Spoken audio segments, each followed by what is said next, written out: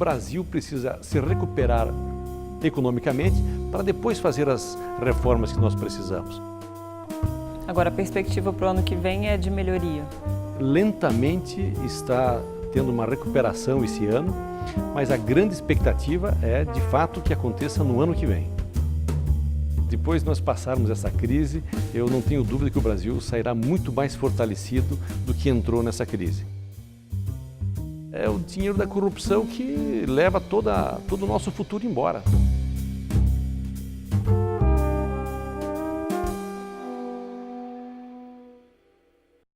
Senador, a economia está apresentando números um pouco melhores agora no fim do ano, né, do PIB, queda no desemprego, mas a recuperação ainda está lenta? Eu entendo que sim, Glauciene. A recuperação ela poderá acontecer no ano que vem. Nós tivemos um impacto muito grande, negativo, nos últimos anos, com relação à queda da economia, o desemprego aumentou e lentamente está tendo uma recuperação esse ano, mas a grande expectativa é, de fato, que aconteça no ano que vem. E essa recuperação é por quê? Olha, primeiro nós temos que falar o que aconteceu com relação a essa crise política, que ela potencializou uma crise econômica, uma disputa política que tirou os investimentos no país.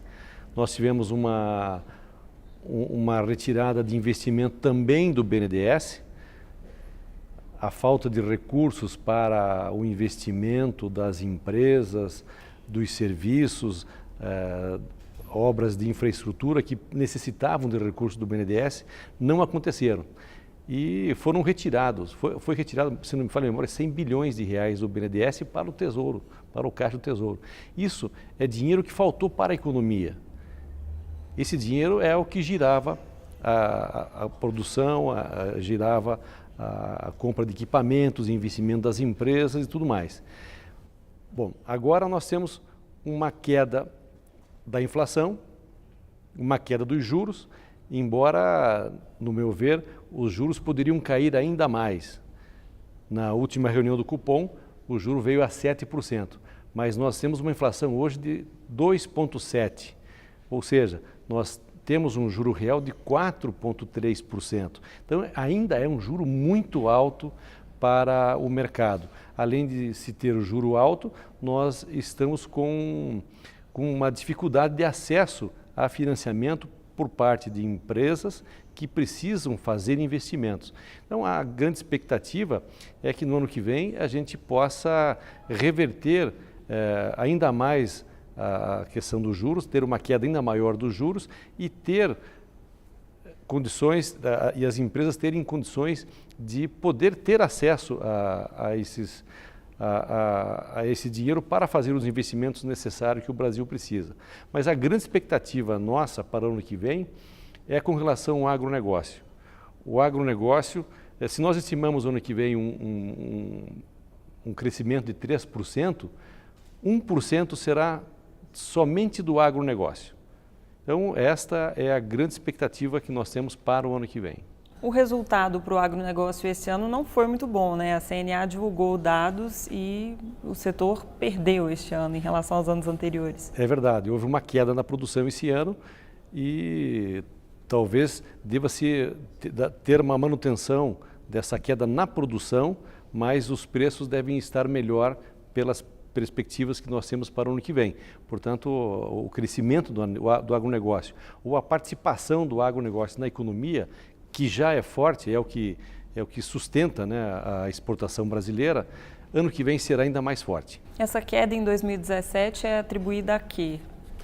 Safra, preços? Não diria preços, mas as questões climáticas principalmente, né? Em alguns pontos seca em excesso, em outros pontos chuva em excesso, e eu entendo que isso tenha dado uma queda na produção.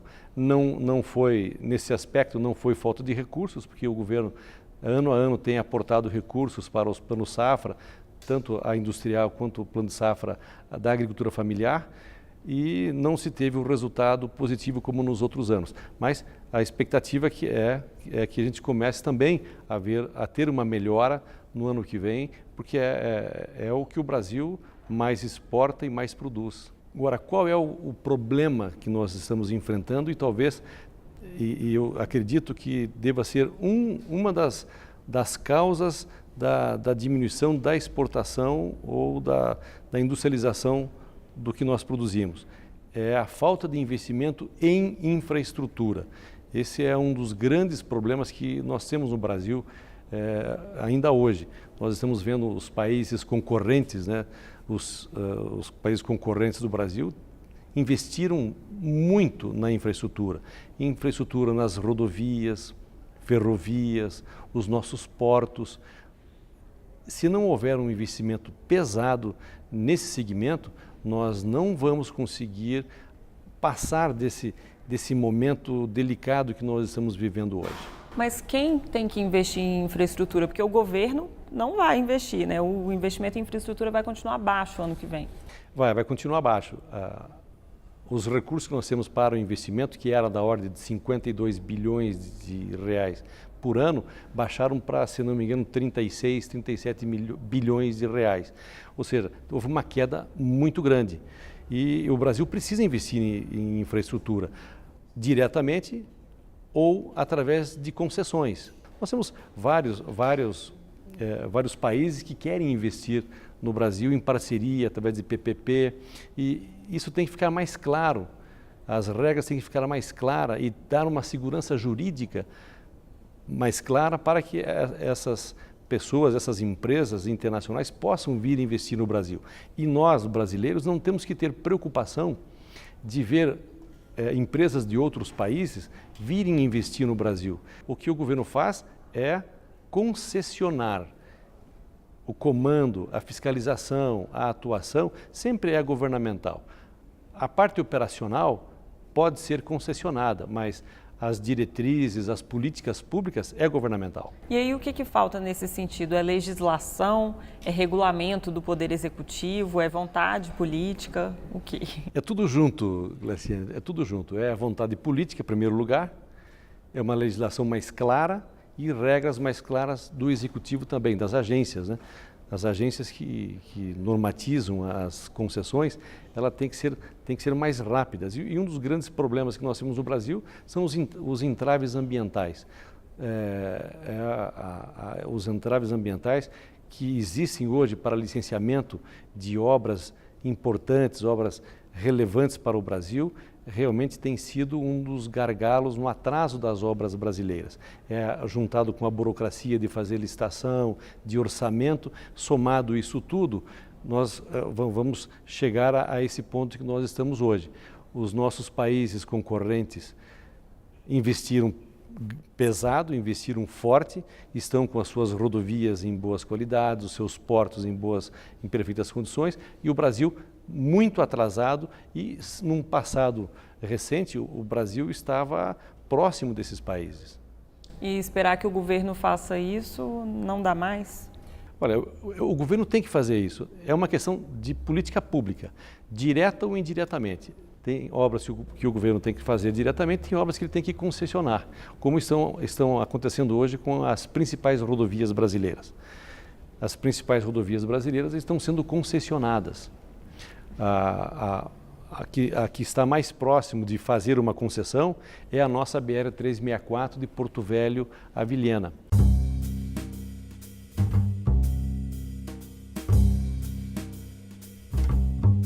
O que aconteceu nessa região? Há 30 anos atrás, não se tinha produção naquela região. E hoje a produção é muito grande, produção de grãos principalmente. Não só no estado de Rondônia, mas no estado do Mato Grosso. E a exportação, que nós chamamos o arco norte da exportação, é via Porto Velho. Porto Velho de caminhões, em Porto Velho segue viagem pela hidrovia do Madeira e vai à exportação. E nós temos a mesma rodovia que foi inaugurada em 1984. Não tinha um levantamento de trafegabilidade da época. E o governo não consegue acompanhar a produção agrícola com investimento em infraestrutura. Então, a alternativa é fazer o que está sendo feito. Fazer a concessão para que empresas possam ter. Aí que vem a participação importante do governo. a participação do governo através de empréstimos do BNDES. Ao invés do governo investir diretamente numa obra, citando o exemplo da nossa BR-364, vai investir um investimento de 2 bilhões, que é a duplicação de Comodoro a Porto Velho.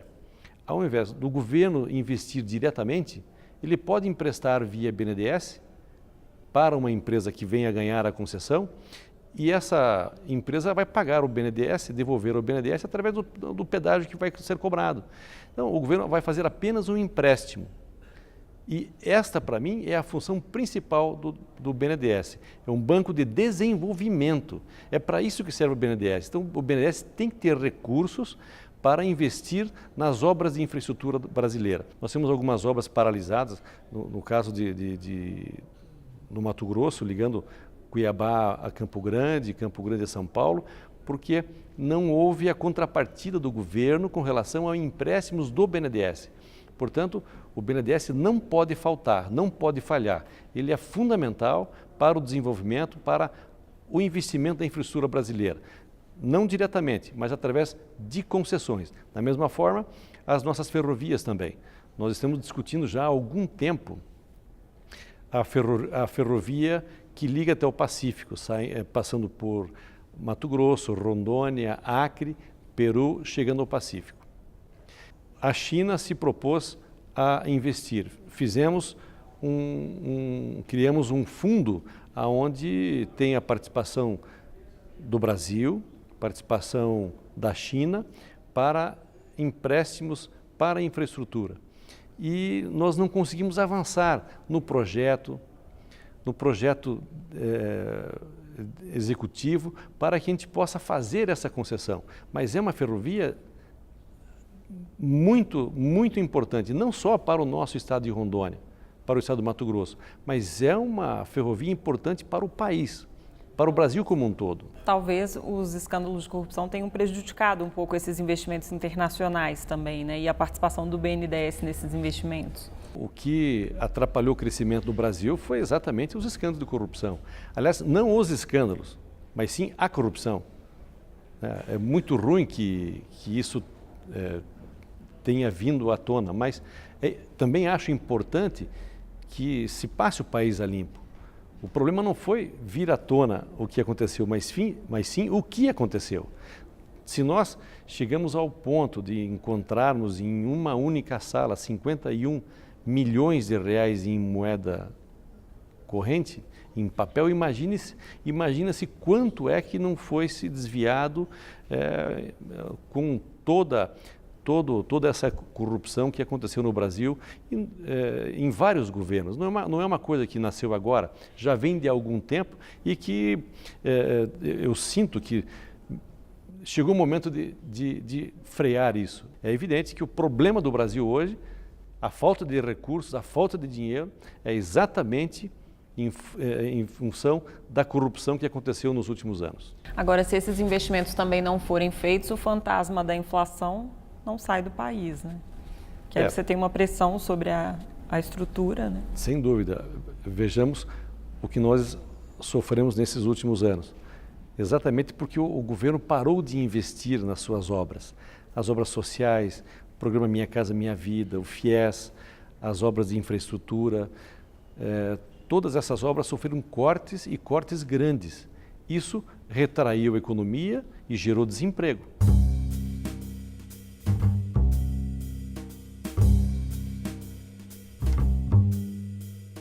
Que agora a inflação está bastante baixa, mas a atividade econômica também está, né? Então não dá para ainda falar que a gente se livrou da inflação. Não nos livramos, veja bem.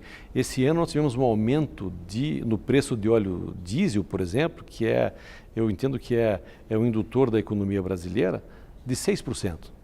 No ano passado, o aumento do óleo diesel foi de 13%. A gasolina, é claro que ela mexe na inflação, mas eu entendo que o óleo diesel mexe muito mais, porque é por onde nós transportamos toda a nossa economia, toda a nossa produção. Então, nós precisamos conter esses custos que são feitos pelo governo. É até difícil entender como é que a inflação está tão baixa e abaixo de 3%, sendo que o combustível está oscilando tanto, né? O combustível oscila muito e nós não estamos tendo consumo, né? O consumo está muito baixo. As indústrias de automóveis, a indústria de linha branca estão com uma queda muito grande. O comércio também está em queda forte. Isso é em todo o Brasil, porque não está tendo consumo. E o consumo não está tendo porque o custo de vida do brasileiro aumentou muito nos últimos meses. Agora, a perspectiva para o ano que vem é de melhoria? Olha, eu sou otimista. Eu sou um eterno otimista no Brasil. O Brasil, depois de nós passarmos essa crise, eu não tenho dúvida que o Brasil sairá muito mais fortalecido do que entrou nessa crise. Agora, é preciso se pontuar que nós vamos atravessar essa crise depois de uma nova eleição. Não é uma questão de quem está no governo, se é A, B ou C, mas a crise aconteceu. A crise política aconteceu, ela afetou diretamente a economia brasileira e nós vamos ter uma reversão disso somente com uma eleição direta para presidente, para governadores, que acontecerá no ano que vem. Tem algum projeto no Senado especificamente que o senhor acha que poderia ajudar a reverter essa crise? Nós temos que achar uma fórmula, e isso é uma coisa que se discute há muito tempo, há muitos anos, é uma reforma tributária. Agora, ninguém vai conseguir fazer uma reforma tributária de uma vez só. E nem em ano eleitoral, né? E muito menos em ano eleitoral. Então, é uma reforma que tem que ser feita aos poucos para que também os estados e municípios e a União possam se adaptar a qualquer tipo de mudança. Porque quando você fala em uma reforma tributária, você pensa em diminuir imposto. E vamos tirar de quem? Do Estado, dos estados, dos municípios ou da União? Ninguém quer perder o seu pedaço do queijo, né? Todo mundo precisa de recursos e principalmente num momento como esse. Então tem que se fazer um estudo profundo com relação à arrecadação que temos no Brasil e também à distribuição para União, estados e municípios. É um debate que tem que ser feito com muita cautela, com muita atenção, e eu acredito nesse debate nas eleições do ano que vem. Esse debate, ou seja, as eleições do ano que vem vão estar em torno das mudanças que o Brasil precisa. A mudança da Previdência, que eu acredito que deva acontecer esse debate nas eleições, através dos candidatos a presidente da República, a reforma tributária. Então, o senhor já está dizendo que não vai ser aprovada a Previdência até 2018, até a eleição? Eu não acredito que seja aprovada, até porque, como ela não vai ser, a reforma que nós estamos trabalhando hoje, ela não vai ter um efeito imediato, ela vai ser aplicada aos poucos, ao longo dos próximos 20 anos, eu não vejo essa necessidade de apressar a reforma previdenciária nesse momento. Eu acredito que os candidatos a presidente da República e os candidatos ao Senado e a deputados federais e de todos os estados devem ter na pauta o debate da reforma da Previdência do país. É um tema que tem que ser debatido agora na campanha eleitoral, para que depois quem venha ganhar a presidência da República e os senadores que vierem para o Senado e os deputados também, já venham com esse compromisso. Um compromisso de fazer a reforma que o Brasil precisa. A discussão tem que ser feita com a população brasileira e o momento é agora. Agora, se a Câmara aprovar, o Senado fica numa situação difícil, né? Se aprovar na Câmara, temos que discutir, vamos discutir. Eu só não apoiarei a reforma nesse momento. Eu entendo que o momento não é para uma reforma. Nós estamos hoje com o Brasil com uma queda do consumo, com uma queda da receita da população da renda da população brasileira, um aumento muito grande do nível de emprego, muitas pessoas desempregadas, e aí nós vamos mexer na Previdência nesse mesmo momento, um momento que a população está preocupada com o emprego, está preocupada com a sua renda, aí nós vamos trazer mais um problema para as famílias brasileiras. Então eu entendo que não é o momento por essa questão. Não é uma questão de governo, de legitimidade, algo parecido, não é isso. Eu entendo que já temos problemas suficientes para resolver.